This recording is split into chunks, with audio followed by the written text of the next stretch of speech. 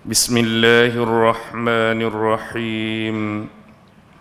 Assalamualaikum warahmatullahi wabarakatuh. Alhamdulillahi rabbil alamin.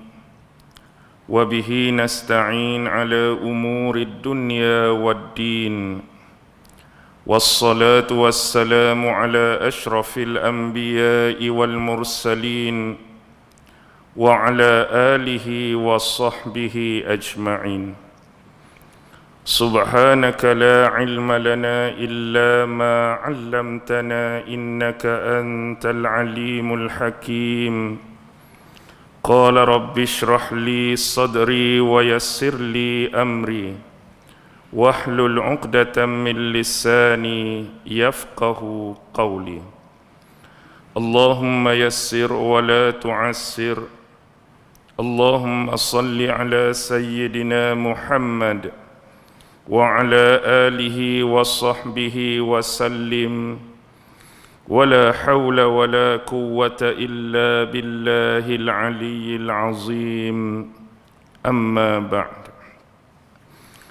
Alhamdulillah, syukur kehadrat Allah subhanahu wa ta'ala kerana dengan limpah kurnia, rahmat, kasih sayang dan inayah daripada Allah subhanahu wa ta'ala, alhamdulillah, pada malam ini sekali lagi kita sama-sama dapat ditempatkan oleh Allah subhanahu wa ta'ala pada sebaik-baik tempat.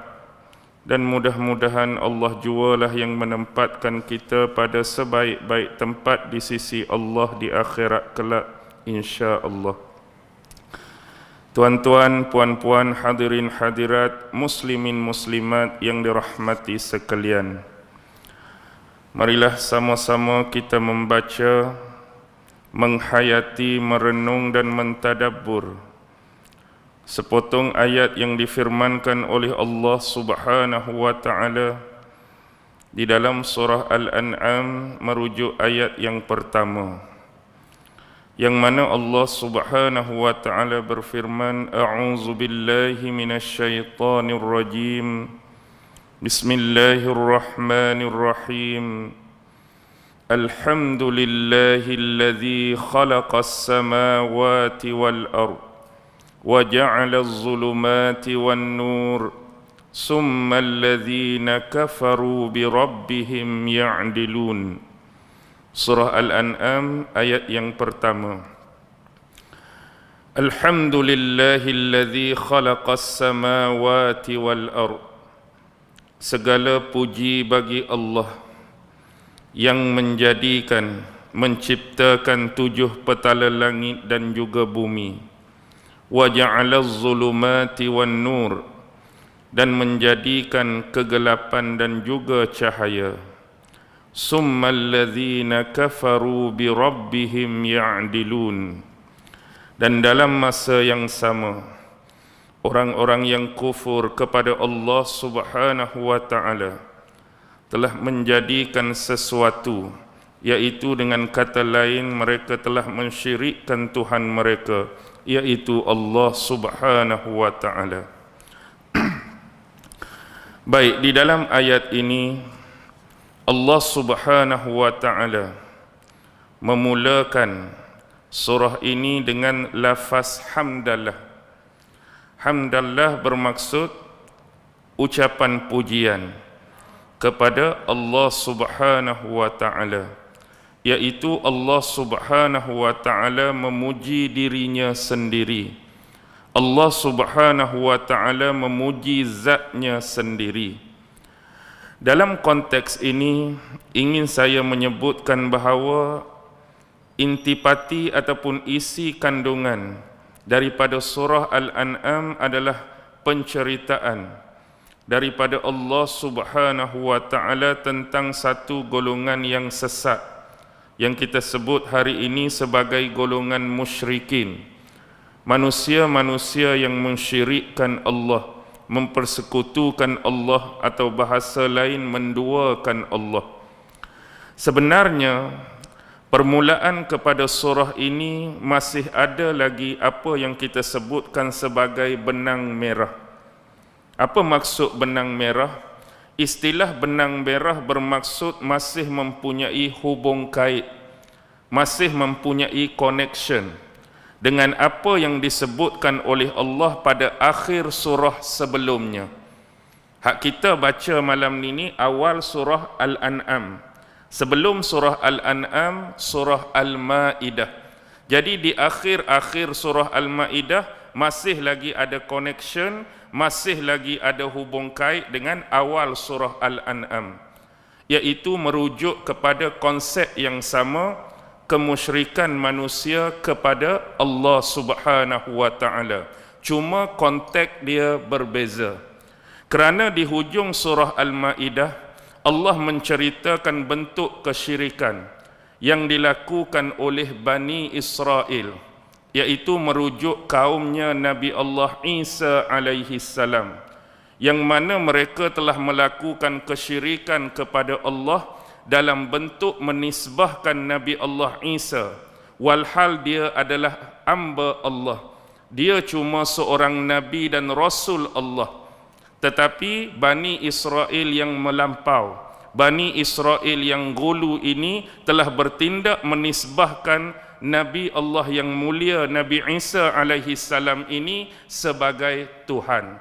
Dan ada sebahagian daripada mereka menganggap Nabi Allah Isa ini anak Tuhan. Itu konteks kesyirikan mereka.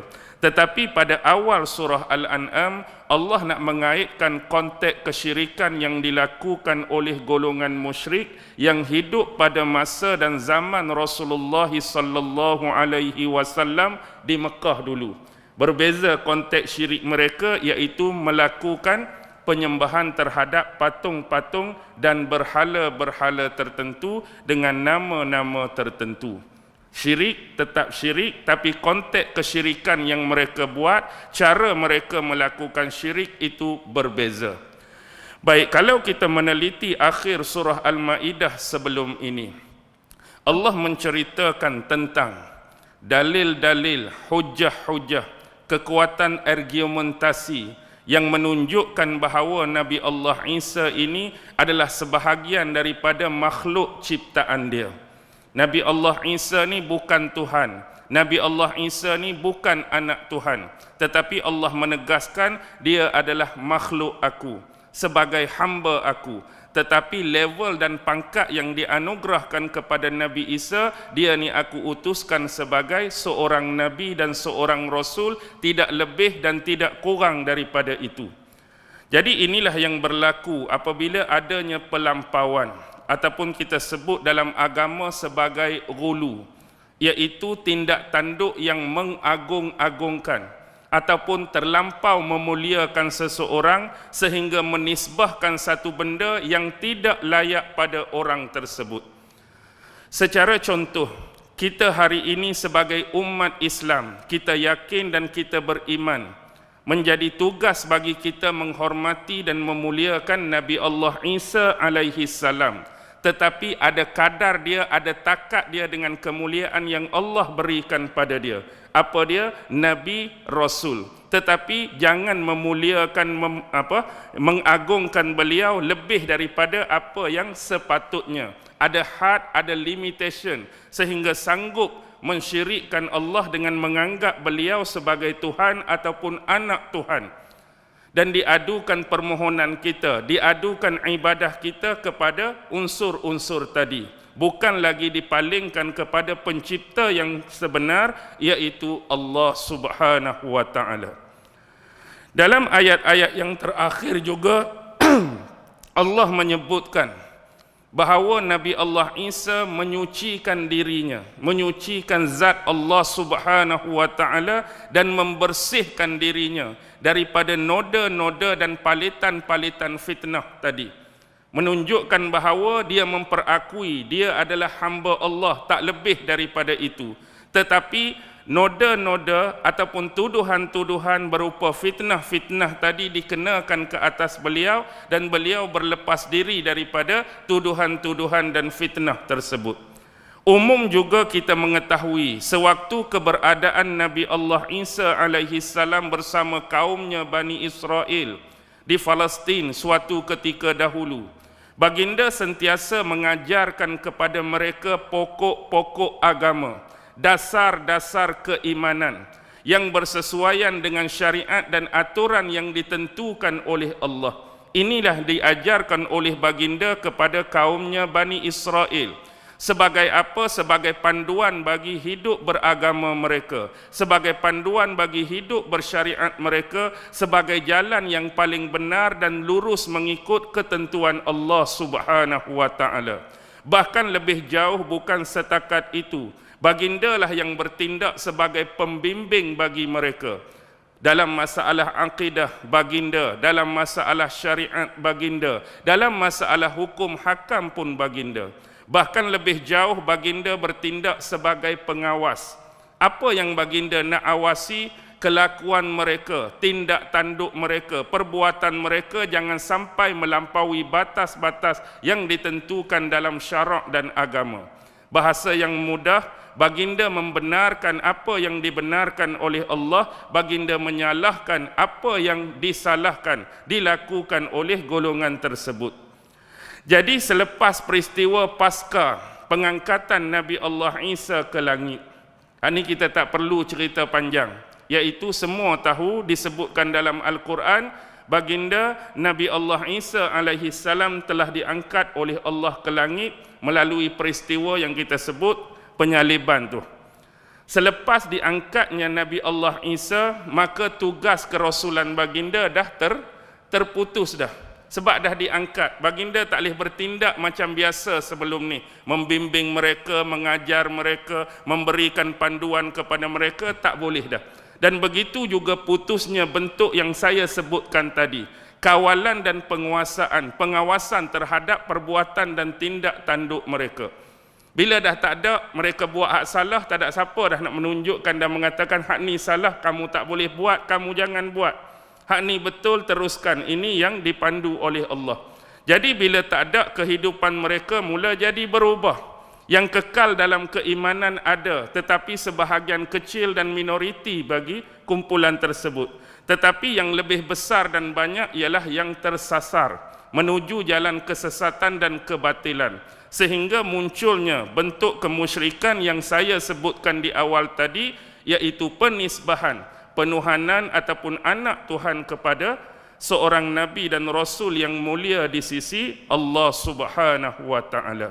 Jadi itulah bentuk kesyirikan yang dilakukan oleh umat selepas zaman Nabi Allah Isa alaihi salam secara sepintas lalu. Jadi inilah yang saya sebutkan tadi, hubungan, kaitan yang diistilahkan sebagai benang merah tadi, untuk terus kepada awal surah Al-An'am. Konteks dia berbeza. Cuma musyrik zaman Nabi Muhammad, mereka bukan menuhankan Isa. Mereka bukan menganggap Isa itu anak Tuhan. Tetapi mereka menyembah patung-patung ataupun berhala-berhala yang ada pada zaman mereka. Jadi surah Al-An'am adalah surah khusus daripada Allah Subhanahu wa taala kepada Nabi Muhammad sallallahu alaihi wasallam untuk menceritakan konsep kesyirikan dan bentuk-bentuk kesyirikan yang dilakukan oleh manusia, supaya kita sebagai umat Nabi Muhammad yang terkemudian ini dapat menjadikan hal tersebut sebagai bentuk kewaspadaan dan keberhati-hatian dalam hidup kita, agar kita ini tidak terkena dengan apa yang disebutkan sebagai syirik dan perkara-perkara yang boleh menjatuhkan kita kepada lembah kesyirikan. Sebagai contoh, surah Al-An'am ini ada 165 ayat. Ulama-ulama ada buat pembahagian kepada dua pembahagian. Pertama, ayat 1 hingga ayat 117. Allah membicarakan tentang akidah-akidah yang syirik. Syirik dalam bentuk i'tiqadi, iaitu tentang i'tiqad manusia, keyakinan manusia, niat manusia yang boleh jatuh pada perbuatan syirik. Manakala ayat seterusnya 118 sampai 165, Allah menceritakan satu lagi bentuk kesyirikan, tapi kali ini bukan dari sudut i'tiqad, tetapi dari sudut amalan dan perbuatan manusia yang boleh jatuh pada syirik. Jadi ini memaknakan kepada kita bahawa syirik ni boleh dibahagikan secara umum kepada dua. Syirik pada i'tiqad dan syirik pada perbuatan ataupun amalan. Yang mana kalau kita nak bahas secara detail, secara terperinci, secara satu-satu, carilah kitab-kitab ulama-ulama yang muktabar yang membicarakan dan membincangkan tentang persoalan syirik. Sama ada syirik kecil, syirik besar, syirik khafi, syirik jali, syirik yang zahir ataupun syirik yang tersembunyi. Baik, kita mulakan kembali pembahasan tentang tafsiran ayat yang pertama. Alhamdulillahilladzi khalaqas samawati wal ard. Segala puji bagi Allah yang telah menjadikan 7 petala langit dan juga bumi. Di dalam ayat ini Allah memulakan dengan lafaz hamdallah, kan? Kita sebut lafaz alhamdulillah. Sebenarnya tuan-tuan dan puan-puan, kalau kita rajin meneliti dan menganalisa surah-surah yang terdapat di dalam Al-Quran yang jumlahnya rata-rata kita semua bersepakat mempunyai 114 surah. Tetapi surah-surah yang dimulai lafaz awalnya, perkataan awalnya dengan lafaz Alhamdulillah dalam Quran ini cuma ada 5. Daripada 114, ada 5 surah yang dimulakan dan diawalkan dengan perkataan atau lafaz Alhamdulillah. Contoh, pertama Allah menyebutkan pada permulaan surah, pada surah yang paling awal dalam Quran, iaitu surah Al-Fatihah. Alhamdulillahi Rabbil Alamin. Ada lafaz Alhamdulillah. Kedudukan surah itu berada di mana? Permulaan surah pada awal surah dalam Al-Quran. Satu. Yang kedua, surah yang ke-6, surah yang kita baca ni. Sebab tu ada lafaz Alhamdulillahilladzi khalaqas samawati wal ard wa ja'alaz zulumati wan nur summal ladzina kafaru bi rabbihim ya'dilun. Kedudukan surah Al-An'am ni berada pada permulaan suku pertama, suku awal Al-Quran. Fatihah dia duduk mula-mula, surah Al-An'am pada suku permulaan atau suku awal Al-Quran. Sekali lagi Allah guna pada awal surah ini lafaz Alhamdulillah. Baik, surah yang ketiga, Allah letakkan lafaz Alhamdulillah ni dalam surah yang ke-18 dalam Al-Quran, iaitu merujuk kepada satu surah yang disebutkan oleh banyak hadis-hadis baginda sallallahu alaihi wasallam dengan menyunatkan bagi kita untuk membaca surah tersebut pada setiap hari Jumaat. Surah apa? Sunat baca hari Jumaat. Surah Al-Kahfi. Dalam surah Al-Kahfi juga dimulakan dengan lafaz yang sama. Alhamdulillahilladzi anzala ala 'abdihil kitaba wa lam yaj'al lahu 'iwaja. Sekali lagi datang lafaz Alhamdulillah. Jadi kedudukan surah ke-18, surah Al-Kahfi ini berada lebih kurang betul-betul di tengah Al-Quran, separuh Al-Quran.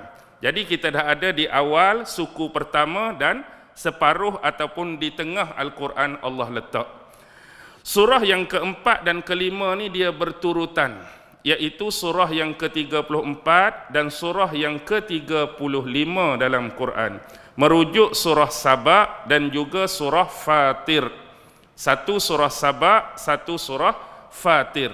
Surah Saba dimulai dengan lafaz Alhamdulillahilladzi lahu ma fis samawati wa ma fil ard walahul hamdu fil akhirah wa huwal hakimul khabir. Ada lafaz Alhamdulillah. Kemudian surah seterusnya surah Fatir. Alhamdulillahi fatiris samawati wal ard ja'ilil malaikati rusulan uli ajnihatim masna wa sulasa wa ruba yazidu fil khalqi ma yasha innallaha ala kulli syai'in qadir. Jadi inilah 5 surah yang ada permulaan lafaznya alhamdulillah. Surah yang keempat dan kelima tadi duduk di mana kedudukan dia? Suku terakhir sebelum Al-Quran tamat, lebih kurang. Jadi kita dah nampak kedudukan tertib dan susunan surah yang dimulakan dengan lafaz alhamdulillah ni. Pertama, suku pertama Al-Quran, duduk tengah-tengah, dan seterusnya suku terakhir sebelum Al-Quran tamat. Tetapi bentuk pujian ini mempunyai kekhususan yang tersendiri, iaitu setiap lafaz-lafaz pujian ini khusus menceritakan mengikut tema surah-surah tersebut. Maksudnya dalam surah Al-Fatihah ada kekhususan tertentu pujian kepada Allah ni nak membicarakan tentang apa.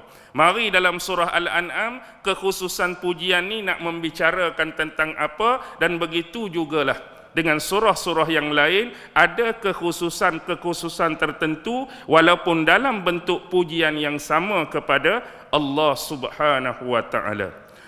Baik, di dalam tafsir At-Tabari, karya Imam Ibnu Jarir At-Tabari menyebutkan lafaz alhamdulillah adalah bentuk pujian daripada Allah Subhanahu wa taala kepada dirinya sendiri, kepada zatnya sendiri. Dan dalam masa yang sama penyebutan lafaz tersebut seolah-olah menyeru dan mengajak kepada kita sebagai hamba-hambanya untuk sama-sama mengucapkan lafaz alhamdulillah.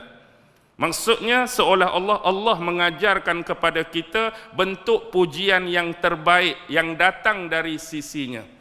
Sebab kalau kita nak menilai bentuk pujian yang kita nak guna lafaz kita sendiri, perkataan kita sendiri, makna kita sendiri, maka akan berlaku macam-macam bentuk pujian.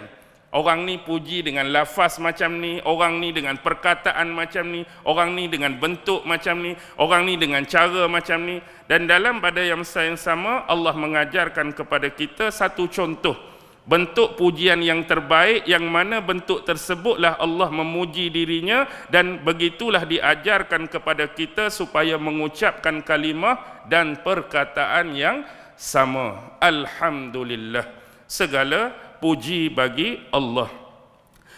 Dan pujian bagi Allah di sini ialah Allah memuji dirinya sendiri yang maha mulia. Tengok konteks dia, allazi khalaqas samawati wal ard, yang mana zatnya lah Allah lah yang menciptakan 7 petala langit dan bumi dan menciptakan kegelapan dan juga cahaya. Di sini adalah pernyataan daripada Allah kepada makhluknya bahawa dialah zat yang bertindak sebagai pencipta bagi 7 petala langit dan zat yang bertindak sebagai pencipta bagi bumi yang didiami oleh kita, makhluknya manusia di samping makhluk-makhluk yang lain. Dan dia juga menjadikan bentuk kegelapan dan cahaya ini sebagai bentuk kemanfaatan yang dikurniakan dan diberikan oleh Allah kepada manusia dan juga jenis-jenis makhluk yang mendiaminya. Baik, di sini kita dapat memahami satu benda. Bila digunakan lafaz khalaqa, lafaz khalaqa yang kita sebut sebagai al-khalq, al-khalq ni menciptakan. Ulama-ulama membahaskan sebagai contoh apa yang disebutkan di dalam tafsir Al-Jami' li Ahkamil Quran karya Imam Al-Qurtubi. Terkadang lafaz al-khalq boleh pergi kepada makna al-ikhtira'. Al-ikhtira' bermaksud menciptakan. Kadang-kadang lafaz al-khalq boleh merujuk kepada makna takdir, yakni menentukan. Baik, sebenarnya kedua-dua makna tersebut sama ada menciptakan atau menjadikan ataupun menentukan sudah memenuhi syarat yang terpenuhi kepada kedua-dua makna itu di dalam ayat yang disebutkan ini. Baik, untuk lebih senang memahami, kita jumpa kalimah khalaqa. Dalam surah Fatir kita jumpa kalimah fatara. Sedangkan dalam bentuk terjemahan biasa dia mengungkapkan perkataan yang sama. Khalaqa menciptakan, menjadikan. Bila diguna kalimah fatara pun menciptakan, menjadikan. Tetapi itulah keindahan, kesenian bahasa dalam Al-Quran. Walaupun terjemahannya sama, mencipta, menjadikan, tetapi mesti ada perbezaan dia daripada lafaz-lafaz tersebut. Contoh, bila digunakan lafaz khalaqa, ulama-ulama menyebut dia adalah merupakan isyaratun ila sifatil ilmi, menunjukkan isyarat kepada sifat berilmunya Allah bila guna lafaz khalaqa. Tapi bila guna lafaz fatara, isyaratun ila sifatil qudrah. Allah guna lafaz fatara, isyarat ila sifatil qudrah, menunjukkan kepada sifat kekuasaan dan kemampuannya dari sudut penciptaan. Okey, nak bagi mudah faham secara ringkas, secara normal, fatara ni bila diguna kalimah fatara nak menunjukkan kemampuan, kekuasaan dan kudrat Allah dari sudut menciptakan. Mampu tak buat ni? Allah mampu. Berkudrat tak Allah buat ni? Berkudrat. Allah ada daya upaya tak nak buat ni? Ada daya upaya. Jadi kalimah fatara menunjukkan kemampuan, kekuasaan dari konteks penciptaan. Kemampuan dia nak buat. Tapi bila disebut dengan lafaz khalaqa, automatik dia akan ada benda kemampuan tu, tetapi berserta dengan isyarat ilmu. Dengan kata lain, bila kita sebut khalaqa dikaitkan dengan langit dan bumi, Allah di samping kekuatan dan kemampuan penciptaan, dia juga mengetahui dengan ilmunya segala isi-isi yang terdapat di antara langit dengan bumi. Semua dia tahu, tak ketinggalan walaupun satu zarah. Sebagai contoh, bila disebutkan penciptaan langit, kita dapat melihat langit yang sedang menaungi kita ini tak ada seputung, tak ada sebatang pun tiang yang menongkat dan menopang langit. Macam mana langit ni boleh berada menjadi naungan kita, tergantung di atas kita, cari sepotong tiang, cari sepotong batang pun tak ada. Apa yang menongkat langit ni daripada tak jatuh terkena menimpa kita? Ini adalah kekuasaan Allah Subhanahu wa ta'ala. Lurus, tidak ada kebengkokan padanya. Dan Allah juga menghiaskan langit dalam ayat yang lain dengan dua tanda kekuasaannya, iaitu penyebutan tentang makhluknya yang bernama matahari dan bulan. Allah selalu sebut matahari dan bulan antara dua tanda kekuasaannya. Dan juga Allah menciptakan bintang-bintang, planet-planet, buruj-buruj, yang seolah-olah seperti lampu-lampu yang berkelipan, lampu-lampu yang bergemerlapan di malam hari. Tengok keindahan ciptaan Allah Subhanahu wa ta'ala yang kita tak boleh hitung, kita tak boleh tahu dengan tepat dan pasti. Nampak bintang, nampak planet, nampak benda tu berkelip-kelip, tapi jumlah dia kita tahu tak? Besar mana hakikat dia yang sebenar kita tahu tak? Allah lah yang maha mengetahui akan ilmunya, jumlah-jumlah besar mereka, saiz mereka. Itu menunjukkan tanda kekuasaan Allah Subhanahu wa ta'ala. Dan yang paling dekat dengan kita, penciptaan awan ni. Hak kita boleh nampak di atas kepala kita, awan tu. Time biasa dia warna putih, mari time mendung dia agak gelap, nak hujan dia warna hitam. Dan siap pula boleh turun apa? Di celah-celah awan tu, hujan-hujan sebagai kenikmatan dan kurnia Allah kepada kita. Tiba-tiba time-time tertentu keluar pula petir sabung menyabung, kilat sabung menyabung. Tu juga hakikat adalah makhluk yang dijadikan oleh Allah. Tak kena gaya jadi macam di Ipoh baru ni. Apa? Mari apa? Puting. Puting beliung. Tu sebagai tanda kekuasaan Allah. Kita sebutlah secara ringkas apa yang berada dalam konsep hubungan dengan langit. Kalau tang bumi pula, Allah menjadikan apa? Nikmat-nikmat, rezeki-rezeki daripada tumbuhan-tumbuhan, pokok-pokok, buah-buahan tertentu untuk dijadikan sebagai makanan bagi manusia. Ada yang boleh dimakan, ada yang tak boleh dimakan. Ada yang kalau makan jadi pening, ada yang makan jadi beracun, ada yang makan boleh datangkan manfaat, ada yang makan boleh memudaratkan manusia. Macam-macam jenis. Ada macam-macam binatang dengan pelbagai saiz, hak besar, kecilnya, kuruh, gemuknya. Kadang-kadang ni kita tak boleh belah. Maksud tak boleh belah tu tak terfikir ada makhluk macam ni.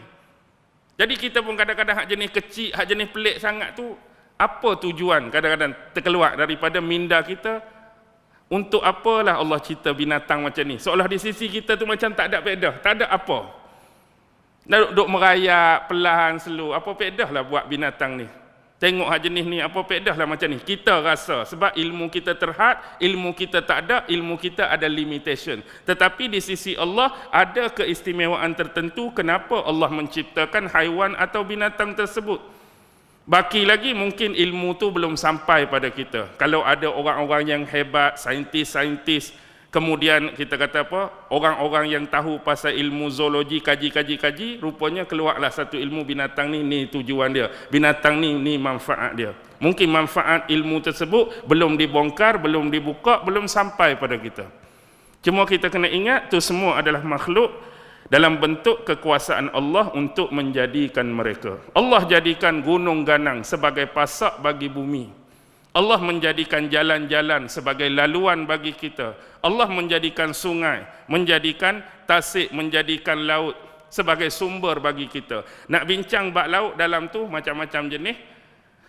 Jenis-jenis apa? Jenis-jenis binatang lah. Ikan tu, ikan ni. Ada yang kita mampu namakan ikan tu. Dan ada kadang-kadang satu ikan yang baru ditemui, agak-agak nak letak nama apa ikan ni. Hak tu ada nama dah, hak ni nama dah, hak ni pelik sangat. Kadang-kadang direka-reka nama tu, mungkin mengikut saiz dia, atau mengikut rupa dia, atau mengikut bentuk dia. Sampai kita pun tak reti nak letak nama-nama untuk dinisbahkan kepada ikan-ikan ataupun haiwan-haiwan yang pelik tersebut. Baik, itu sebagai contoh. Inilah Allah nak tunjukkan sebagai bukti kudrat dan kemampuan dia dengan ilmu dia menciptakan langit dan bumi. Yang mana sebelum tu, dah ada tak langit dan bumi sebelum Allah buat? Sebelum Allah buat langit, sebelum Allah buat bumi, maksudnya benda tu tak ada. Benda tu tak wujud, benda tu tak ada. Ini menunjukkan ilmu pada kita bahawa langit dan bumi itu adalah makhluk Allah yang baharu. Sebelum ni tak ada, baru ada. Bila dia ada, bila Allah berkehendak untuk mengadakan dia. Bila Allah berkehendak untuk menciptakan dia, baru ada. Jadi bila dia baru ada, untuk kait dengan konsep kesyirikan, layak atau tidak unsur-unsur yang ada di langit dan bumi untuk kita tuhankan mereka. Layak atau tidak? Tak layak pun. Walaupun mungkin di langit yang paling atas ada langit-langit tertentu, ada malaikat. Mungkin bagi kita malaikat ni makhluk yang hebat, makhluk yang supernatural, makhluk yang macam-macam. Tetapi dia ada had dan limitation dia, bukan sampai hebat dia malaikat perlu kita menuhankan dia. Perlu kita bermohon pada dia, perlu kita minta pada dia. Tetapi tempat yang sebenar adalah Allah Subhanahu wa taala. Begitu jugalah yang ada di bumi. Ni mari pusu hak tinggi sikit pun pi bawa ayam bakar dah. Mari pokok hak rimbun sikit, batang besar sikit, ayam golek dah. Tak fahamlah orang kita dah. Jadi inilah asas-asas yang boleh menimbulkan bibit-bibit kesyirikan kepada Allah. Sehingga menjadikan tempat pengaduan, tempat permohonan, tempat doa, tempat permintaan mereka dipalingkan sebenarnya Allah tu kepada unsur-unsur tadi, makhluk-makhluk tadi. Maka banyaklah berlaku perkara-perkara yang boleh jatuh ataupun tersipi ke arah melakukan kesyirikan kepada Allah Subhanahu wa taala. Baik, kalimah alhamdulillah juga disebutkan oleh ulama-ulama di dalamnya terselindung ataupun tersembunyi dua makna. Tapi kita selalu terjemah alhamdulillah ni segala puji bagi Allah. Di sebalik lafaz alhamdulillah adanya al-madhu wa syukru. Apa dia al-madhu? Pujian. Apa dia syukru? Ucapan terima kasih. Sebenarnya dua perkataan ini memang melengkapi kalimah dan perkataan alhamdulillah. Bahasa yang mudah, sekiranya hari ini kita mengucapkan kalimah dan lafaz alhamdulillah. Contoh, alhamdulillah sebenarnya bukan kita setakat memuji Allah, dalam masa yang sama ucapan yang kita ucap ini adalah pengucapan terima kasih kepada Allah Subhanahu wa taala. Kita puji Allah, kita juga ucap terima kasih kepada Allah atas nikmat-nikmat yang dikurniakan kepada kita. Baik. Dua-dua lafaz ini adalah kesesuaian kepada Allah, kerana Allah itu memang layak dipuji, Allah itu berhak dipuji. Allah memang layak sebab dia zat yang terpuji, dia layak dipuji, dia berhak dipuji. Tetapi bentuk pujian ini ada macam-macam, sebagaimana selalu dikemukakan dalam perbahasan ilmu tauhid, iaitu konsep perbahasan pujian ini terbahagi kepada 4. Pertama, puji Allah bagi Allah. Yang kedua, puji Allah bagi makhluk. Yang ketiga, puji makhluk bagi Allah. Yang keempat, puji makhluk bagi makhluk. Puji Allah bagi Allah, tengok banyak ayat-ayat Quran Allah memuji dirinya sendiri. Dia puji bahawa dirinya adalah penguasa sekalian alam. Dia puji dirinya pemilik dan penguasai sekalian alam. Dia puji dirinya lah pencipta 7 petala langit dan bumi. Dia puji diri dia menjadikan kegelapan dan cahaya sebagai manfaat bagi manusia. Dia puji bahawa dia yang memiliki segala-galanya apa yang berada di langit dan di bumi. Dia puji diri dia. Tak apa, sebab dia layak, dia berhak. Yang kedua, Allah puji hamba dia. Contoh di dalam Al-Quran, Allah memuji Rasulullah sallallahu alaihi wasallam. Innaka la'ala khuluqin azim. Sesungguhnya engkau wahai Muhammad mempunyai adab dan budi pekerti yang mulia. Allah puji siapa tu? Allah puji Rasulullah, makhluk dia. Bab makhluk puji Allah tak payah bahas, memang itulah yang sepatutnya. Semua makhluk ciptaan Allah ni memuji Allah dengan lurah masing-masing, dengan bahasa perantaraan masing-masing. Kita manusia puji Allah dengan bahasa kita sebagai manusia. Binatang-binatang memuji dan bertasbih kepada Allah sesuai dengan bahasa yang ditentukan Allah atas mereka. Cuma kita saja tak memahami, mungkin tak mendengar pun lafaz-lafaz tersebut. Baik, seterusnya, puji makhluk bagi makhluk. Hak kita duk buat ni lah. Kadang-kadang kita puji pemimpin kita, pemerintah kita, raja kita. Kadang-kadang sekali-sekala kita memuji ibu bapa kita. Kadang-kadang sekali-sekala kita menguji guru-guru, ulama-ulama, orang-orang alim kita. Kadang-kadang kita memuji sahabat-sahabat dan rakan kita. Kadang-kadang kita memuji rakan sejawatan, rakan sekerja kita. Kita memuji pula atas dasar-dasar dan elemen tertentu yang ada pada mereka. Contohnya, kadang-kadang kita memuji seseorang kerana kecantikannya. Cantiknya orang ni, kita puji kecantikan dia sebab dia cantik. Kadang-kadang kita puji sebab kealiman dia. Orang tu alim, orang tu banyak ilmu, kita puji kealiman dia. Kadang-kadang kita puji seorang tu kerana kebaikan dan kesolehan dia. Kita puji cara tu. Tapi hakikatnya walaupun bentuk pujian tu nampak terarah kepada makhluk-makhluk tadi, hak cantik tu siapa? Makhluk. Hak alim tu siapa? Makhluk. Hak gagah tu siapa? Makhluk. Hak baik dan soleh tu siapa? Makhluk. Tapi hakikatnya segala bentuk pujian tadi dia akan round circle kembali balik kepada pemilik kepujian itu. Siapa? Allah Subhanahu wa taala. Kerana apa? Bila kita memuji kecantikan seseorang, siapakah yang menganugerahkan kecantikan tersebut pada dia? Allah. Siapa yang bagi kawan ni gagah, kita puji dia gagah? Allah. Siapa yang bagi kawan ni alim dan cerdik? Allah. Siapa yang bagi kawan ni baik dan soleh? Allah. Walaupun pujian tu tak ada satu nama Allah pun naik. Oh, cantik dia ni, gagah dia ni. Tapi hakikatnya apa yang kita sebut dalam bentuk pujian tadi kembali kepada pemilik yang sebenar, Allah Subhanahu wa taala. Baik, sebab apa? Kita tu tak layak dan tak berhak. Ya, memang betul, mungkin kita cantik. Ya, mungkin kita cantik pada pandangan orang. Tetapi kecantikan kita ada had dan limitation. Maksudnya nak kata kita cantik, ada lagi tak lagi cantik? Ada lagi. Maksudnya ada orang boleh lawan, ada orang boleh challenge kecantikan kita. Betul, umum kita cantik.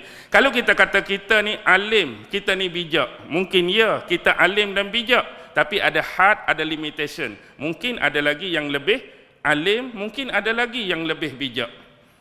Dan semua tu ada had dan limitation. Tetapi Allah dia layak memuji diri dia, Allah berhak memuji diri dia kerana dia adalah maha segala-galanya. Allah memuji dirinya paling berilmu, paling alim, layak, berhak. Why? Sebab tak ada seorang pun yang boleh challenge dan lawan kealiman dia. Memang tak ada seorang pun boleh challenge. Patut dan layak berhak dia puji. Sebab tak ada seorang pun boleh challenge, tak ada seorang pun boleh lawan. Memang layak. Tapi kita hari ini nak angkat kita, nak puji kita, aku paling alim, aku paling tahu, tak boleh. Sebab ada orang boleh challenge, ada orang boleh try, ada orang boleh kontra, ada orang boleh analitik, ada orang boleh kritis kita punya pandangan.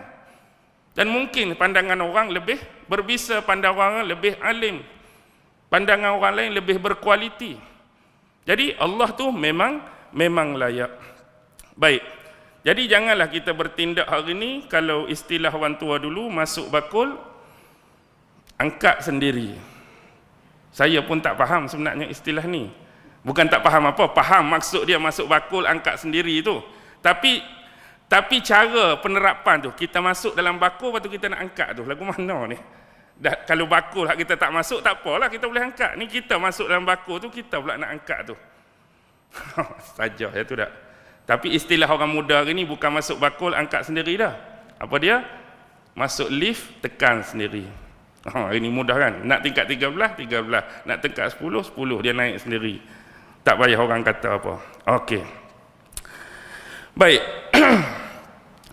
Ada ulama-ulama lughah, dia membahaskan bila disebutkan di sebalik lafaz alhamdulillah, adanya lafaz pujian, adanya lafaz satu lagi ialah lafaz apa? Lafaz ucapan terima kasih. Kadang-kadang bila pujian ini dinisbahkan kepada manusia sebagai contoh. Bila kita nak nisbah kepada manusia, azan ke?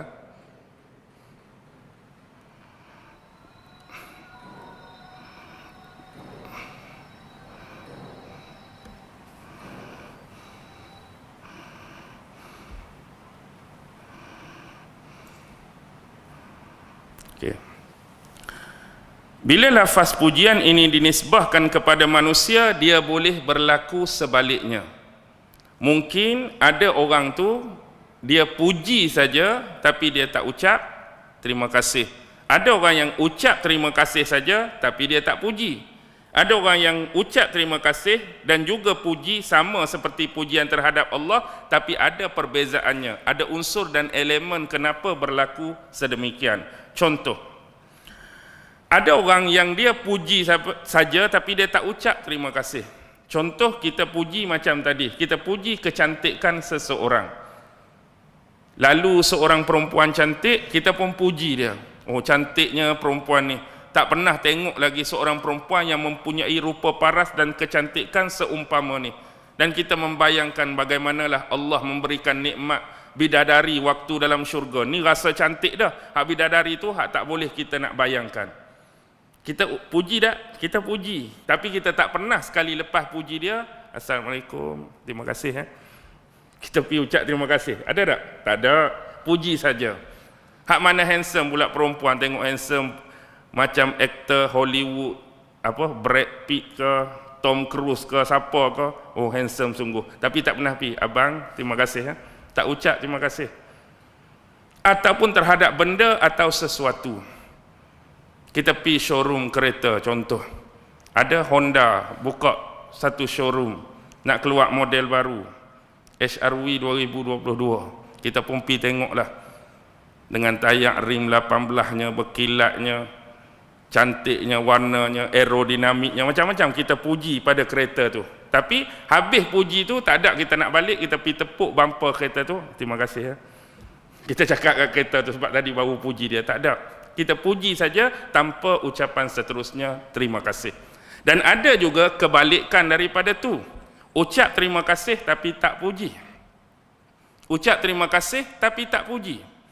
Contoh, Sebagaimana yang Allah rakamkan dalam Quran kisah seorang nabinya yang mulia, iaitu Nabi Allah Ibrahim alaihi salam.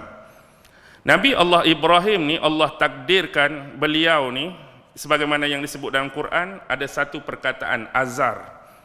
Ada khilaf ulama, ada kata azar ni merujuk bapa baginda, ada satu lagi merujuk bapa saudara baginda. Jadi saya tinggalkan tu adalah khilaf ulama, mereka lebih mengetahui hal tersebut.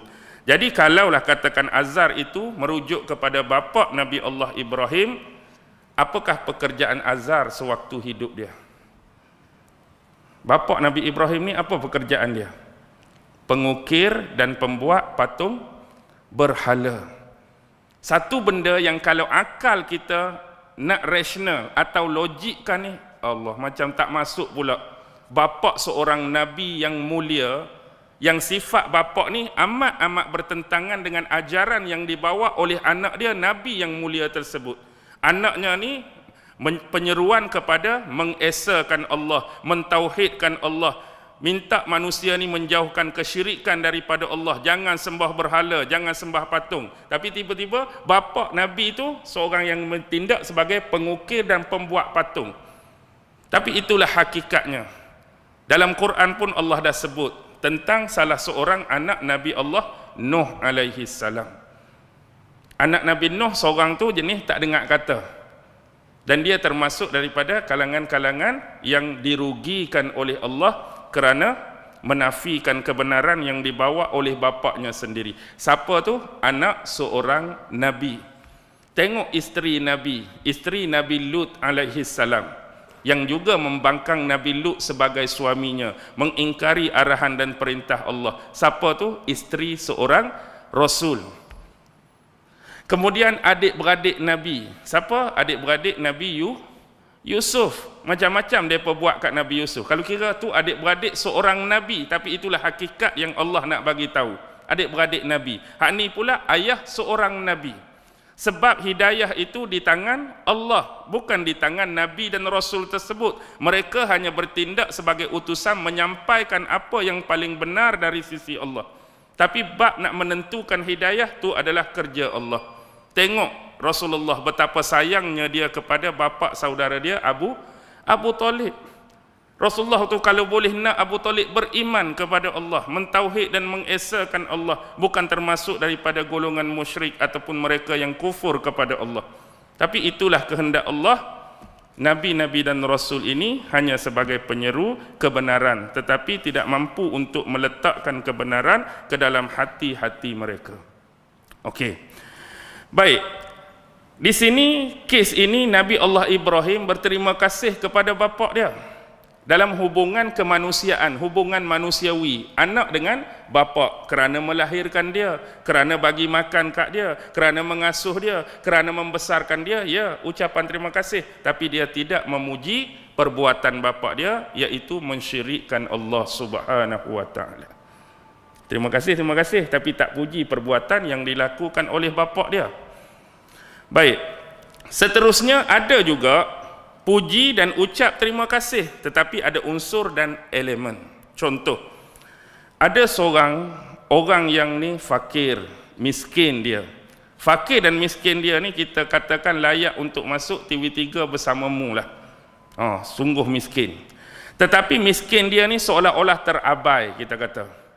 Adun YB pun tak ambil tahu pasal dia, pengurusi AJK masjid pun tak ambil tahu, orang kampung pun tak ambil tahu, seolah-olah dia terabai. Tiba-tiba datang ke situ orang kaya lah, kita kata, lalu di situ luar kawasan tu, tengok pakcik ni, rasa sedih, rasa kesian. Lama mana dah pakcik duduk macam ni? Hampir berbelas tahun dah. Wakil rakyat YB Adun macam mana? Tak ada mari jenguk. AJK Masjid Surau tak ada mari jenguk. Orang-orang sekitar tak ada mari jenguk. Tak apalah, saya ni nak kata banyak harta tak ada, banyak duit tak ada, sekurang-kurangnya ada sikit saya boleh bantu pakcik. Dia pun keluarkan 10,000 contoh, ambil saya sedekah kat pakcik. Sekurang-kurang dapat menampung sedikit sebanyak. Rumah-rumah hak buruk ni pakcik nak betulkan ke, nak beli makanan ke, ikut pakcik lah. Jadi bila dapat 10,000, apa ucapan pakcik tu kepada orang kaya tu? Terima kasihlah nak kerana sudi bantu pakcik, bagi sedekah kat pakcik jumlah sekian-sekian. Dia ucap terima kasih. Kemudian tak lebih jauh mungkin puji. Oh, payah dah nak cari orang macam anak ni. Tadi terima kasih, ni puji pula. Sebab apa? Sebab orang yang ada di sekitar dia sebelum tu tak ada pun layan dia macam ni. Bagi bantuan dia macam ni, dia puji. Jadi puji atau terima kasih tadi ada unsur, ada reflektif, ada tindak balas kerana diberi pemberian. Agak-agak kalaulah orang tu tak sedekah 10,000, lalu saja dengan kereta, oh sedih pakcik ni, kesian macam ni pi. Agak-agak pakcik tu nak ucap terima kasih tak? Agak-agak tak terima 10,000 tu nak ucap tak terima kasih? Tak ada ucapan. Jadi ucapan tu terhasil sebab dapat 10,000. Terima kasih terhasil sebab dapat beras 2 kampik. Terima kasih terhasil sebab dapat 2 tin Milo. Terima kasih terhasil sebab dapat kain plekat dan contoh susu dan sebagainya. Baru ucap terima kasih. Tak ada lah orang saja-saja, orang tak bagi apa. Assalamualaikum, terima kasih. Assalamualaikum, terima kasih. Assalamualaikum, terima kasih. Ada jumpa orang macam ni?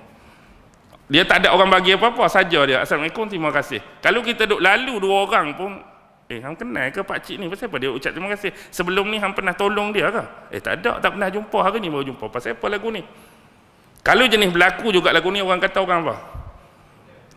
Jumpa, terima kasih. Jumpa, terima kasih. Jumpa, terima kasih. Hak banyak lagu mana? Hak banyak. Hak banyak. Assalamualaikum, pakcik sihat, jangan lupa undi saya. Assalamualaikum, makcik sihat, jangan lupa undi saya. Hak tu banyak. Okey, bagi sekali-sekala tak? Jarang-jarang. Okey, baik, bila kita faham ni ada unsur elemen lain. Tapi Allah tu layak dan berhak dipuji kerana apa? Kerana sebelum kita minta, dia dah bagi. Sebelum kita minta lagi, dia dah bagi apa yang menjadi keperluan bagi kita. Contohlah kita sebut nafas ke, nyawa ke, segala anggota badan ke, segala nikmat yang lain tu. Sebelum kita minta, dia dah beri segala keperluan dan kecukupan bagi kita. Kadang-kadang nikmat ni kita tak rasa. Bila kita rasa nikmat hak kita pegang ni, semua orang ada. Kita tak berasa sangat. Contohlah kita kata, Allah bagi nikmat kita 2 biji mata ni tuan-tuan. 2 biji mata. Nikmat 2 biji mata mungkin semua orang ada. Tetapi nikmat melihat daripada kedua biji mata tersebut mungkin semua orang tak ada. Contoh kita ada 2 biji mata, tetapi nikmat melihat Allah bagi. Ada juga orang Allah kurnia 2 biji mata tapi nikmat melihat Allah tak bagi. Nampak dia terkebir-kebir tapi dia tak nampak apa. Buta kita istilahkan. Tengok betapa nikmatnya Allah bagi kita 2 biji mata yang mampu melihat. Ada juga yang orang Allah letak tengah-tengah antara buta dan kemampuan melihat. Nak kata dia melihat jelas terang sangat pun tak, nak kata buta terus pun tak. Duk main. Oh, kalau tulisan tu kena pakai kanta pembesar. Kena tunjuk dekat baru dia nampak jauh. Nampak tak pakcik? Nampak ada orang tapi muka tak cam. Kena pergi duduk dekat baru nampak. Ada orang macam tu. Begitu juga dengan ni. Semua kita dianugerahkan Allah 2 cuping telinga. Tapi tak semestinya 2 cuping telinga ni semua Allah bagi nikmat mendengar. Kita ada 2 cuping telinga, Allah plus, Allah tambah nikmat mendengar. Alhamdulillah. Orang tuli ada cuping tak? Ada, tapi nikmat mendengar tak ada. Speaker box punya besar duduk sebelah dia. Dia buat tak layan lah. Dia buat tak layan sebab apa? Dia tak dengar. Tapi ada juga macam mata tadi, dia duduk tengah-tengah antara dengar dengan tak dengar. Kalau jauh sangat dia tak dengar. Kalau dekat, mari cakap dekat sebelah telinga pakcik, kita cakap pelan-pelan, baru dengar. Tapi kalau cakap jauh-jauh suruh apa-apa, dia tak dengar. Begitu juga dengan ni, mulut, lidah, semua ada. Tapi kemampuan bertutur, berbicara, bercakap Allah bagi. Alhamdulillah. Orang bisu pun ada bibir, ada gigi, ada mulut, tapi kemampuan bertutur tak ada.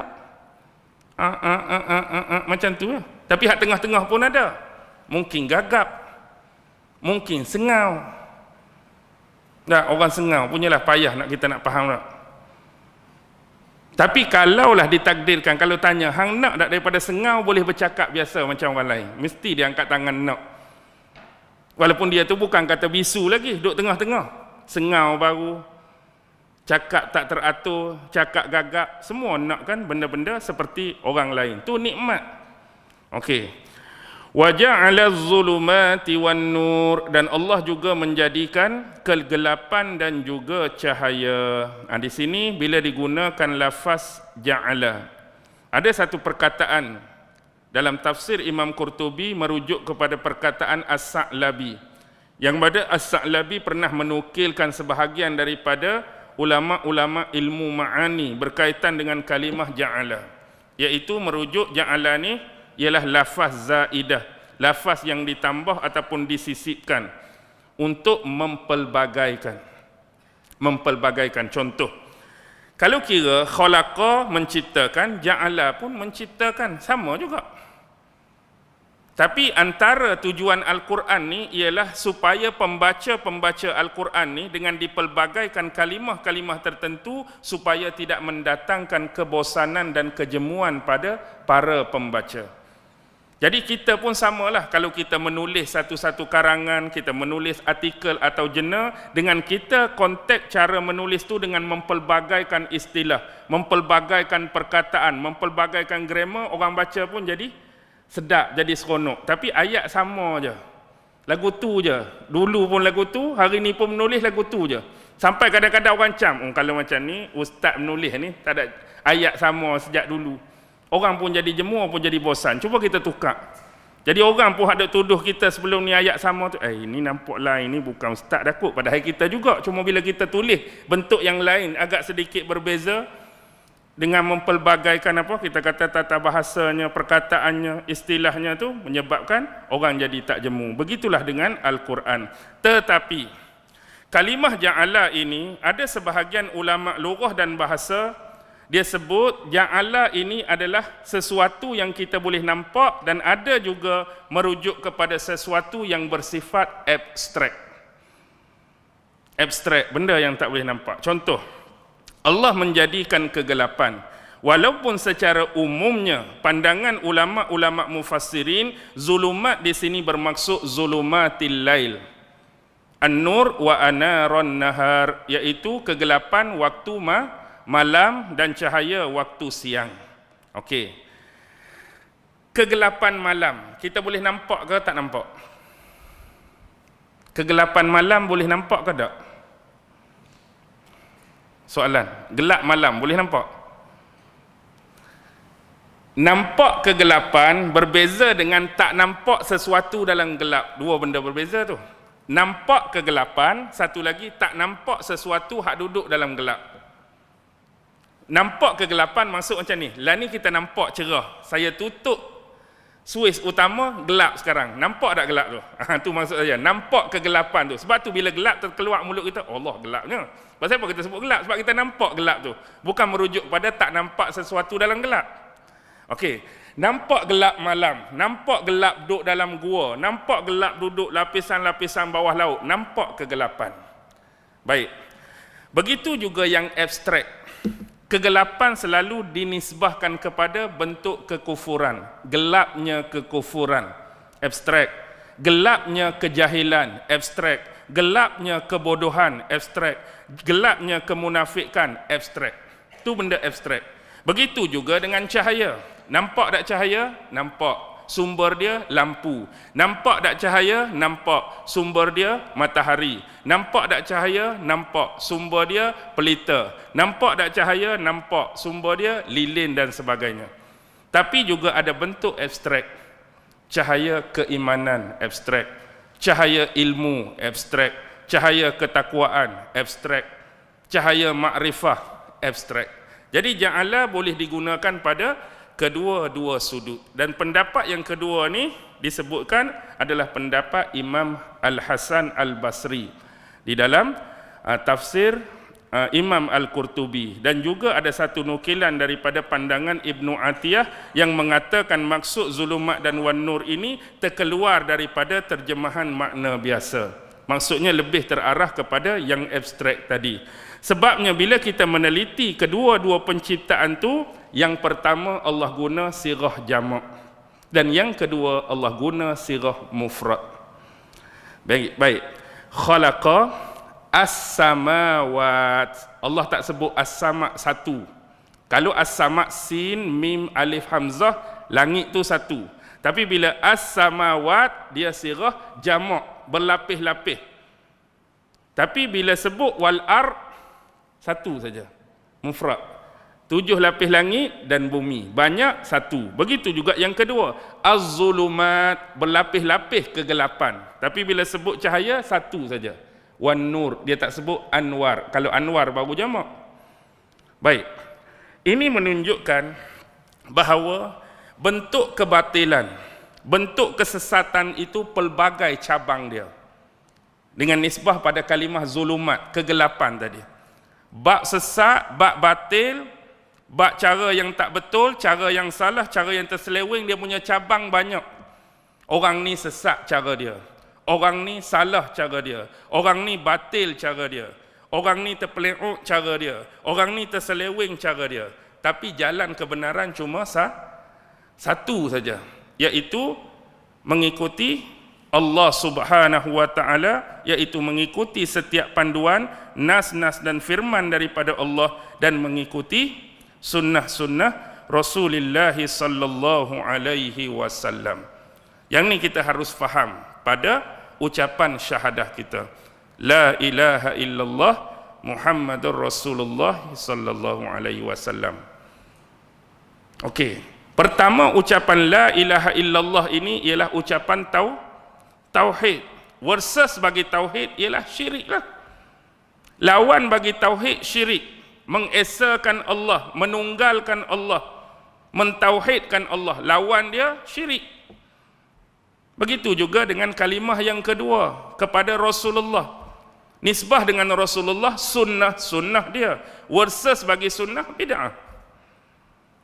Perkara baru yang diada-adakan, yang direka dalam agama, yang tidak bertepatan dengan panduan syarak yang ada di dalam Al-Quran dan juga hadis-hadis Rasulullah sallallahu alaihi wasallam. Tu ya.